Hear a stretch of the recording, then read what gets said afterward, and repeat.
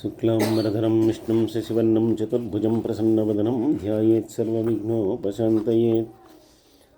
సర్వపాపహరం పుణ్యం స్నానం మాఘే తయం కృత్ నిర్విఘ్నం కురు మే దేవా దామోదర నమోస్తుతే.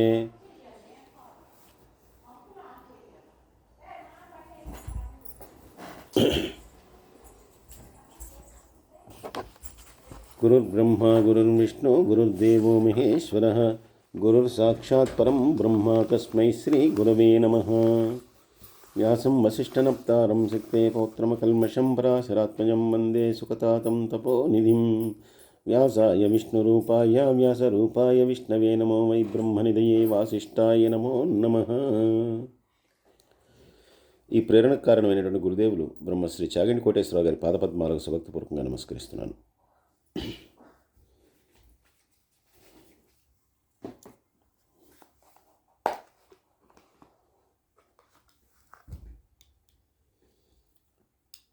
మాఘమాసం సందర్భంగా మాఘపురాణం, అసలు ఈ మాఘపురాణం ఎలా వచ్చింది, ఏమిటి, ముందర ఇవాళ దాని యొక్క మహాత్యం ఏంటి అనేది కొంతవరకు తెలుసుకుంటామండి.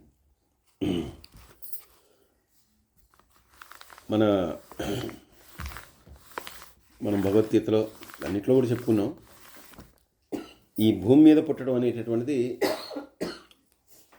ఎంత ఒక రకమైనటువంటిది అంటే సంసార బంధంలో ఇరుక్కోవటానికి ఎంత కారకం అవుతుందో మోక్షాన్ని పొందడానికి కూడా అంతే కారకం అవుతుంది. ఇక్కడ ఒక్కచోటే అది ఉన్నది.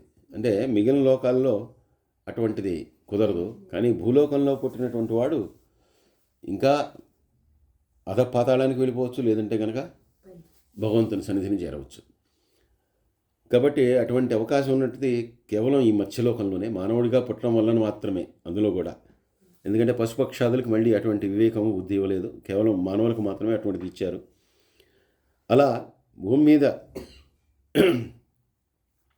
జన్మించినటువంటి మానవుల్లో ఉత్తములైనటువంటి ఋషులు మునులు వీళ్ళందరూ కూడా ఒకానొక సమయంలో సాక్షాత్తు ఆ శ్రీహరి దగ్గరికి వెళ్ళి ఏదైనా వాళ్ళ జపతపాదులకి, ధ్యాన యోగాలకి, అలాగే వాళ్ళు ముఖ్యంగా లోక కళ్యాణం కోసం అనేకమైనటువంటి యజ్ఞ యాగాదులు చేస్తూ ఉండేవాళ్ళు. కాబట్టి వాటన్నిటి కోసం ఒక ఉత్తమమైనటువంటి ప్రదేశం ఏదైనా ఉంటే కనుక భూమి మీద అది సూచించమని చెప్పి వాళ్ళందరూ అడగటం, దానికి ఆ శ్రీహరి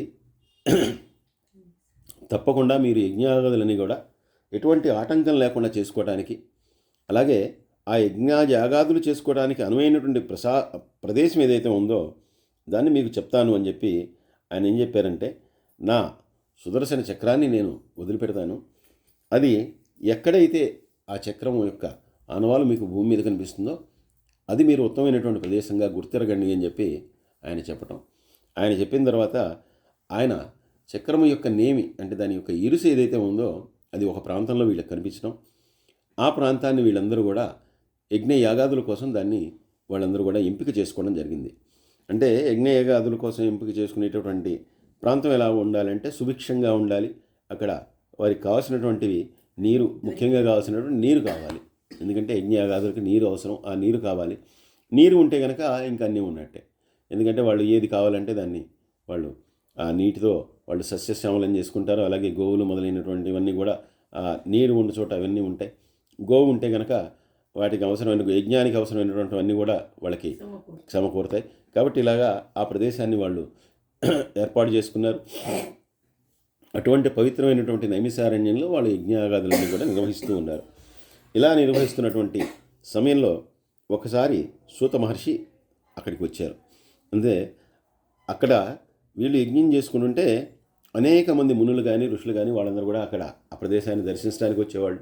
వాళ్ళు చేసేటటువంటి యజ్ఞాలని యాగాల్ని చూడటానికి వచ్చేవాళ్ళు. అలాగే అక్కడ మరి అందరూ కూడా మునులు ఋషులే ఉంటారు కాబట్టి వాళ్ళందరినీ సందర్శించడానికి కూడా చాలామంది వస్తూ ఉండేవాళ్ళు. అలా సూత మహర్షి ఒకసారి అక్కడికి అనేక సార్లు ఆయనకు అక్కడికి వచ్చాడు. వచ్చినప్పుడల్లా కూడా వీళ్ళు ఆయన గౌరవించేవాళ్ళు. గౌరవించిన తర్వాత వీళ్ళ యాగం అంతా కూడా పూర్తి అయిన తర్వాత వీళ్ళకి తెలియనటువంటి విషయాలన్నీ కూడా ఆయన అడిగి తెలుసుకుంటూ ఉండేవాళ్ళు. ఆయన పురాణాలన్నింటినీ కూడా చక్కగా ప్రవచించేటటువంటి వాడు, చక్కగా వాటి విషయాలన్నీ కూడా చెప్పేవాడు. ఆ పురాణాల్లో ఉన్నటువంటి ఏదైనా కనుక ధర్మాలు వీళ్ళకి తెలియనివి ఏదైనా ఉంటే కనుక అవన్నీ కూడా ఆయన అడిగి తెలుసుకునేవాళ్ళు. అలాగే ఒక వ్రతం కానీ ఉద్యాపన కానీ ఎలా చెయ్యాలి, ఏమిటి, ఇటువంటి విషయాలన్నీ కూడా సూత మహర్షిని అడిగి వాళ్ళు తెలుసుకునేవాళ్ళు. ఒకానొకసారి ఆ సూత మహర్షి అలాగే వీళ్ళు ఒక పెద్ద యాగం చేస్తుంటే ఆ ప్రదేశానికి విచ్చేశారు. ఆయనకి అర్ఘ్యపాద్యాదులు ఇచ్చి గౌరవించిన తర్వాత ఆ యాగం అంతా కూడా ఆ రోజు చేయవలసిందంతా కూడా చేసిన తర్వాత వాళ్ళు తీరికైనటువంటి సమయంలో వాళ్ళు ఆయనందరికీ కూడా నమస్కరించి, ఎన్నోసార్లు మీ దగ్గర నుంచి ఎన్నో మంచి విషయాలు నేర్చుకున్నాం. అలాగే మీ తండ్రి గారైనటువంటి రోమహర్షణుడు, ఈ సూత మహర్షి యొక్క తండ్రి రోమహర్షణుడు, అంటే ఆయన కూడా ఈ పురాణాలని వీటన్నిటిని కూడా చక్కగా ప్రవచించేటవాట. అలాగే ధర్మ సూక్ష్మాలని చెప్పడంలో ఆయన చాలా గొప్పగా చెప్పేవారట. అంటే ఆయన ఏదైనా ఒక ధర్మానికి సూక్ష్మం కనుక చెప్తుంటే, ధర్మాన్ని కనుక వివరిస్తుంటే ఆ వినేటటువంటి వారి యొక్క రోమములన్నీ కూడా చాలా పులకించిపోయి నిక్కబొడుచుకునేవిట ఆనందంతో. కాబట్టి ఆయనకి రోమహర్షణుడు అనేటటువంటి పేరు వచ్చింది. ఆ రోమహర్షణుడి కుమారుడైనటువంటి సూత మహర్షికి వీరు నమస్కరించి, అయ్యా మీరు ఎన్నోసార్లు మాకు ఎన్నో చక్కని విషయాలు తెలియజేశారు. అలాగే మీ తండ్రి గారైనటువంటి రోమహర్షణుడిని కూడా మేము సదా స్మరిస్తూ ఉంటాం. ఆయనకు కూడా మా ధన్యవాదాలు. కాబట్టి ఇప్పుడు మాకు ఏదైనా మీరు చక్కని విషయాన్ని తెలియజేయండి. మీరు వచ్చినటువంటి సందర్భంగా మాకు ఏదైనా మంచి విషయాన్ని తెలియజేయండి అని చెప్పి వాళ్ళు అడిగిన తర్వాత, ఏ విషయం గురించి మీరు తెలుసుకోవాలనుకుంటున్నారు అని చెప్పి అడిగినప్పుడు వాళ్ళు అడిగారట, అంతకుముందు మీరు వైశాఖ మాసము, అలాగే కార్తీక మాసము, మార్గశీర్ష మాసము, వీటి గురించి మాకు తెలియజేశారు. వీటి గొప్పదనాన్ని మాకు తెలియజేశారు. అలాగే ప్రస్తుతం మాకు ఆనందం కలిగించే విధంగా, అలాగే ప్రస్తుతం మాఘమాసం వస్తోంది కాబట్టి ఈ మాఘమాసం యొక్క విశేషం ఏమిటి, మాఘమాసం యొక్క గొప్పదనం ఏమిటి, దాని యొక్క విశిష్టత ఏమిటి, వీటన్నిటిని గురించి చెప్పవలసింది అని చెప్పి వాళ్ళందరూ అడిగిన తర్వాత ఆయన తప్పకుండా మీకు ఆ విషయాలు నేను చెప్తాను. నాకు ఇదంతా కూడా గృష్ణమద మహర్షి అనేటటువంటి ఆయన తెలియజేశారు. ఆ గృష్ణమద మహర్షి ద్వారా తెలియజేసుకునేటువంటి విషయం అంతా కూడా మీకు తెలియజేస్తాను. ఆ గృష్ణమద మహర్షి ఆయనకి ఎలా తెలిసిందంటే, ఒకప్పుడు పార్వతీదేవి పరమేశ్వరుణ్ణి ఇదే ప్రశ్న అడిగింది. అప్పుడు పరమేశ్వరుడు పార్వతీదేవికి చెప్పాడు. ఆ పార్వతీదేవికి చెప్పినటువంటి దాన్ని పార్వతీదేవి గృష్ణమద మహర్షికి చెప్పింది. ఆ గృష్ణమద మహర్షి నాకు తెలియజేయటం వల్ల అది నాకు తెలిసింది. కాబట్టి నా బుద్ధి సహకరించినంత వరకు, నాకు గుర్తున్నంత వరకు కూడా దాని గురించి తెలియజేస్తాను అని చెప్పి ఆయన చెప్పడం మొదలుపెట్టారు.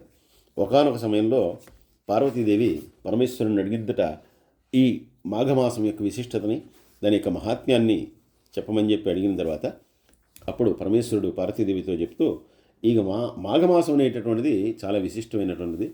సూర్యుడు మకర రాశిలో ఉండగా ఈ మాఘమాసం అనేటటువంటిది ఏర్పడుతుంది. అంటే సాధారణంగా మనకి మకర సంక్రాంతి పుష్యమాసంలో వస్తుంది, పుష్యమాసం తర్వాత మాఘమాసం వస్తుంది. ఈసారి కొంచెం తొందరగా వచ్చింది, కానీ మకరంలోనే ఈ మాఘమాసం కూడా ప్రవేశిస్తుంది. ఈ మాఘమాసంలో అన్నిటికంటే విశేషమైనటువంటిది ఏంటంటే స్నానము. అంటే ఈ స్నానం కూడా సూర్యోదయ తత్పూర్వ స్నానాన్ని చెప్పారు. అంటే సూర్యోదయానికి ముందరే చేసేటటువంటి స్నానం ఏదైతే ఉందో అది విశేషమైనటువంటి ఫలితాన్ని ఇస్తుంది. ఆ స్నానము కూడా ఒక తటాముఖము కానీ, ఒక నది కానీ, ఒక చెరువు కానీ, ఒక బావి కానీ, ఏదైనా అటువంటి స్నానము ఉత్తమమైనటువంటిది. కనీసంగా ఆవు యొక్క కాలి గిట్ట మునిగేటటువంటి చెరువులో అయినా కొలంలో అయినా స్నానం చేసినా కూడా ఆ ఫలితం వస్తుంది అని చెప్పారు. అంత తక్కువ నీరు ఉండేటటువంటి ప్రదేశంలో అయినా కూడా ఆ స్నానం చేస్తే చాలు అటువంటి ఫలితం వస్తుందని చెప్తూ, అలా ఎవరైతే అలాంటి స్నానాన్ని చేస్తారో, మాఘమాస స్నానాన్ని చేస్తారో, వారికి సర్వపాపాలు కూడా వారు తొలగిపోతాయి. అలాగే ఎవరైతే 2 సార్లు స్నానం చేస్తారో అటువంటి వారికి వైకుంఠ ప్రాప్తి కలుగుతుంది. ఎవరైనా 3వ స్నానం కనుక చేస్తే ఆ మహావిష్ణువే రుణగ్రస్తుడైపోతాడు వాళ్ళకి. అంటే వాళ్ళకి ఏమి ఇవ్వాలా అని చెప్పి ఆయనే ఆలోచనలో పడిపోతాడు. అంతటి విశిష్టత ఈ మాఘమాస స్నానానికి ఉన్నది. అందుకనే నదులన్నీ కూడా తమలో స్నానం చేయమని చెప్పి, పాపాన్ని పోగొట్టుకోమని చెప్పి అవన్నీ కూడా కోరుతూ ఉంటాయి. అలాగా గంగా స్నానం చాలా విశేషమైనటువంటిది. అలాగే ప్రయాగలో స్నానం చేసినటువంటి వారికి కూడా మళ్ళీ పునర్జన్మ అనేటటువంటిది ఉండదు. కాబట్టి నదీ స్నానం అనేటటువంటిది కానీ, ఏదైనా కొలంలో కానీ, బావిలో కానీ, లేదు చెరువు దగ్గర కానీ, లేదు సముద్రం దగ్గర కానీ, ఎక్కడైనా సరే స్నానం చేయటం అనేటటువంటిది విశేషమైనటువంటిది. మాఘమాసంలో విశేషమైనటువంటిది నదీ స్నానము. అలాగే దానికి తత్సమానమైనటువంటిది నదీ స్నానంతో సహా నదీ స్నానంతో కలిపి చేస్తే విశేషమైనటువంటి ఫలితాన్ని ఇచ్చేటటువంటిది పురాణ శ్రవణం. అంటే మాఘ పురాణాన్ని దాన్ని వినటం.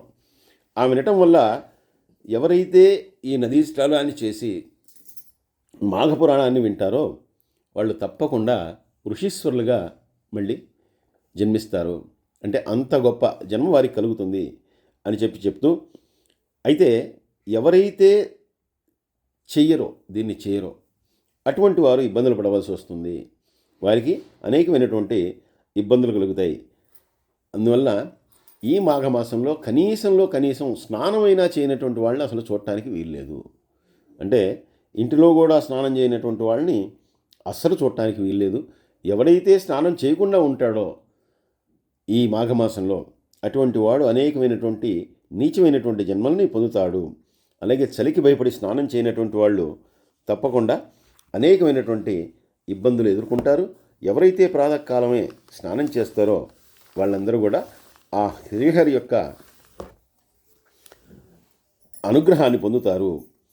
కాబట్టి ఎటువంటి పాపాన్ని చేసినటువంటి వాడైనా ఈ మాఘమాసంలో ప్రాతకాలంలో సూర్యోదయానికి తత్పూర్వమే స్నానం చేస్తే గనక వాళ్ళకి సంసార భయం అనేటటువంటిది తొలగిపోతుంది. కాబట్టి అలా మాఘస్నానాన్ని తప్పకుండా ఆచరించాలి. మాఘస్నానాన్ని చేయటం అనేటటువంటిది చాలా విశేషమైనటువంటిది. అలాగే ఈ మాఘస్నానాన్ని కానీ వేదములను కానీ దేవతల్ని కానీ నిందించినటువంటి వారు కూడా మాఘమాసంలో చాలా ఇబ్బందులకు గురవుతారు. ఇంకా మాఘమాసంలో విశేషమైనటువంటిది ఏమిటి అంటే శివకేశవారాధన. శివునికి కానీ కేశవుడికి కానీ ఎవరికైనా సరే ఆరాధన చేయటం విశేషమైనటువంటి ఫలితాన్ని ఇస్తుంది. అంటే ఈ ఆరాధనకి ప్రత్యేకమైనటువంటి సమయం అంటూ ఏం లేదు. భగవంతుని పూజించడానికి ప్రత్యేకమైనటువంటి సమయం లేదు. ప్రతిరోజు ఆయనకి గొప్పదే, ప్రతిరోజు మంచిదే. కానీ కొన్ని మాసాల్లో ఇవి చేస్తే కనుక ఆ ఫలితం అనేటటువంటిది విశేషంగా వస్తుంది. కార్తీక మాసము, మాఘమాసము, అలాగే మనకి మార్గశిర మాసం, ఇవన్నీ కూడా విశేషమైనటువంటి ఫలితాన్ని ఇచ్చేటటువంటి మాసములు. కాబట్టి ఈ మాఘమాసంలో చేసేటటువంటి పూజలు, వ్రతములు, అలాగే స్నానములు లేదా భగవదారాధన ఏదైనా సరే చాలా ఫలితాన్ని ఇస్తుంది. అంటే మామూలుగా ఇచ్చేటటువంటి ఫలితాన్ని కంటే దీనికి ఒక 100 రెట్లు అధికమైనటువంటి ఫలాన్ని ఈ మాఘమాసంలో చేసినటువంటిది ఇస్తుంది అని చెప్తూ దిలీపుడు అనేటటువంటి ఒక మహారాజు గారు, ఆయన సూర్యవంశపు మహారాజు గారు, అంటే రఘురాముడు ఏ వంశంలో అయితే జన్మించాడో ఆ వంశంలోని వాడే. ఆయన ఒకనాడు వేటకు వెళ్ళాట. వేటకు వెళ్ళిన తర్వాత అనేక మృగాల్ని వేటాడిన తర్వాత ఆయన అలసిపోయి ఒక బ్రాహ్మణుడు అక్కడ కనిపిస్తే ఆయనకి నమస్కారం చేసేట. నమస్కారం చేసిన తర్వాత నేను తిరిగి రాజధానికి వెళ్ళిపోతున్నానని చెప్పినప్పుడు ఆయన వెంటనే ఆ బ్రాహ్మణుడిని అడిగట, మరి మీరు వెళ్ళిపోతున్నానంటున్నారు, నదీ స్నానం చేశారా అని అడిగట. ఆయన అన్నట్ట, నదీ స్నానం చేయలేదు, నేను వేట కోసం వచ్చాను, వెళ్ళిపోతున్నాను అన్నట్ట. అప్పుడు ఆ బ్రాహ్మణుడు అన్నట్ట, ఇది మాఘమాసం కదా, నదీ స్నానం చేయాలి కదా, మీరు ఎందుకు ఆచరించలేదు, దాన్ని ఆచరిస్తే కనుక చాలా మంచిది కదా అని చెప్పి ఆయన అడిగట. అడిగితే ఆయన, నాకు మాఘమాసం యొక్క గొప్పతనం ఏమిటో తెలియదు, కాబట్టి ఆ మాఘమాసం యొక్క గొప్పతనం ఏంటో నాకు తెలియజేయమని చెప్పి ఆ బ్రాహ్మణుడిని అడిగినప్పుడు ఆ బ్రాహ్మణుడు అన్నట్ట, ముందర స్నానం చేయండి తర్వాత చెప్తానన్నట్ట. సరే, వెంటనే ఈ బ్రాహ్మణుడు చెప్పాడు కదా అని చెప్పి ఆయన వెంటనే నదీ స్నానం చేసిన తర్వాత అడిగట్ట ఆయన చెప్పమని. అడిగితే, మీకు చెప్పడానికి నేను అర్హుని కాదు, మీ గురువైనటువంటి వశిష్ఠ మహర్షిని అడగండి, ఆయన చెప్తారు అని చెప్పి చెప్పాట. అప్పుడు ఈయన దిలీప్ మహారాజు గారు వెళ్ళి గురువుగారిని దర్శించుకొని ఆ వశిష్ఠ మహర్షిని వెంటనే అడిగట, ఈ మాఘమాసం యొక్క విశిష్టత ఏమిటి, దీని గురించి చెప్పండి అని చెప్పి అడిగినప్పుడు ఆయన శివకేశవారాధన అనేటటువంటి చాలా విశేషమైనటువంటిది. ఆ నెలలో చేసినటువంటి పుణ్యకార్యం ఏదైనా సరే మిగిలిన సమయంలో చేసినటువంటి దానికంటే కూడా 100 రెట్ల అధికమైనటువంటి ఫలితాన్ని ఇస్తుంది. అలాగే ఈ మాఘస్నానం అనేటటువంటిది సకలమైనటువంటి క్షామాలని కూడా పోగొడుతుంది. అంటే ఎటువంటి కరువు కాటకాలను కూడా తొలగజేస్తుంది. కాబట్టి అటువంటి మాఘమాసం అనేటటువంటిది విశిష్టమైనటువంటిది అని చెప్తూ దాని గురించినటువంటి ఒక విషయాన్ని చెప్తూ, పూర్వకాలంలో ఒకసారి భయంకరమైనటువంటి క్షామం వచ్చిందట. ఆ కరువు కాటకాల పరిస్థితి వచ్చినప్పుడు భృగు మహర్షి ఆయనే హిమాలయ పర్వతాల్లో, అంటే కైలాస పర్వతం దగ్గరికి తన యొక్క ఆశ్రమాన్ని మార్చేశారట. మార్చేసి కరువు ప్రాంతంలో ఈ పశుపక్షాదులన్నీ కూడా మిగిలినవన్నీ కూడా బాధపడుతుంటే ఆయన చూడలేక ఆ కైలాస పర్వత ప్రాంతానికి వెళ్ళిపోయి అక్కడ ఒక ఆశ్రమాన్ని నిర్మించుకుని అక్కడ ఆ భృగు మహర్షి అక్కడ ఆయన తన యొక్క జపతపాదులన్నీ కూడా చేసుకుంటూ ఉన్నట్ట. అలా చేసుకుంటున్నటువంటి సమయంలో ఒకానొక రోజున ఒక గంధర్వుడు ఒకడు ఆయన దగ్గరికి వచ్చాట. ఆ వచ్చినటువంటి గంధర్వుడు చాలా అందంగా ఉన్నట్ట. అలాగే ఆయన యొక్క శరీరం కానీ ఇవన్నీ కూడా చాలా శోభాయమానంగా ఉన్నాయి, మంచి జవసత్వాలతో ఉన్నాడు. కానీ ముఖం మాత్రం ఒక వ్యాఘ్రముఖం, అంటే పులి ముఖంతో ఉన్నట్ట. అలా ఉన్నటువంటి వాడిని భృగు మహర్షి కూడా అది అలాగే చూస్తూ ఉండిపోయాట. వెంటనే ఆ గంధర్వుడు భృగు మహర్షి యొక్క పాదాల మీద పడి, అయ్యా, ఏ జన్మలో చేసినటువంటి పాపమో తెలీదు, నాకు యవ్వనం ఉంది, మిగిలినవన్నీ బాగున్నాయి, అలాగే మానవుల కంటే ఎన్నో రెట్ల శక్తి కలిగినటువంటి వాడిని, అలాగే నా భార్య కూడా ఎంతో అందమైనటువంటిది, లోకోత్తరమైనటువంటి సౌందర్యం కలిగినటువంటిది నా భార్య, కానీ నాకెందుకో ఈ వ్యాఘ్రముఖం ఎందుకో ఇలా ఉన్నది, ఇది పోవట్లేదు. కాబట్టి ఈ వ్యాఘ్రముఖం పోవటానికి ఏదైనా నాకు మీలాంటి గొప్ప గొప్ప వాళ్ళు ఏదైనా నాకు సలహా ఇవ్వండి, ఇస్తే కనుక తప్పకుండా నేను దాన్ని ఆచరించి ఈ ముఖాన్ని పోగొట్టుకుని నా పాపాన్ని కూడా నిష్కృతి చేసుకుంటాను అని చెప్పి అన్న తర్వాత ఆయన వెంటనే భృగు మహర్షి గత జన్మలో చేసినటువంటి పాపం ఏదైతే ఉందో దానివలన దురదృష్టము, పేదరికము ఇవన్నీ కూడా వస్తాయి. కాబట్టి ఇది గత జన్మలో నువ్వు చేసుకున్నటువంటి పాప ఫలితంగానే ఇటువంటి ఇది నీకు కలిగింది. కాబట్టి ఇది కనుక పోగొట్టుకుని నువ్వు శుభాన్ని కనుక పొందాలనుకున్నా, లేదంటే నీ యొక్క మళ్ళీ నీ రూపాన్ని నువ్వు యథారూపాన్ని పొందాలనుకున్నా కూడా నువ్వు పుణ్యమైనటువంటి నదులలో స్నానం చేసి అలాగే విశేషమైనటువంటి దైవ పూజలు చేసుకోవాలయ్యా. అలా కనుక చేసుకుంటే కనుక తప్పకుండా అది మంచి ఫలం ఇస్తుంది. అందువల్ల నువ్వు వచ్చేటటువంటిది మాఘమాసం కాబట్టి ఆ మాఘమాసంలో స్వల్ప జల ప్రవాహమైనా పర్వాలేదు, అందులో అయినా సరే స్నానం చేసి నువ్వు ఆ దేవతార్చన అనేటటువంటిది చెయ్యి. తప్పకుండా నీ ఇష్టదేవతలు ఎవరైతే ఉంటారో వారిని పూజించు, అప్పుడు నీకు ఈ రూపం నుండి విముక్తి కలుగుతుంది అని చెప్పి భృగు మహర్షి ఆ గంధర్వుడికి చెప్పాట. అలా ముని చెప్పినట్టుగానే ఆ గంధర్వుడు ఆ మాఘమాసం అంతా కూడా ఆయన ఈ ప్రవాహంలో, అంటే నీటిలో జల ప్రవాహం ఉన్న చోట స్నానం చేస్తూ దేవతల్ని పూజిస్తూ ఆ మాఘమాసం అంతా కూడా గడిపిన తర్వాత అతని యొక్క పులిముఖం అనేటటువంటిది పోయి విశేషమైనటువంటి సుందరమైనటువంటి రూపం వచ్చిందిట.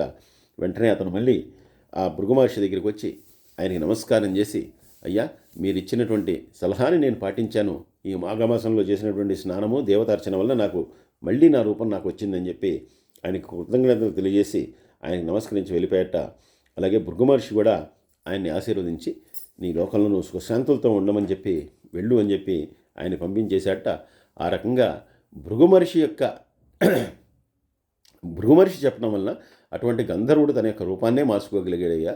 అటువంటి విశేషమైనటువంటిది ఈ మాఘమాసం యొక్క స్నానము అని చెప్పి ఆ వశిష్ఠ మహర్షి దిలీప్ మహారాజు గారితో చెప్తూ, దీనికి మరొక కథను నీకు చెప్తాను అని చెప్పి ఆ వశిష్ఠుడు మరీ చెప్తూ మరొక కథను చెప్పబోతున్నట్ట.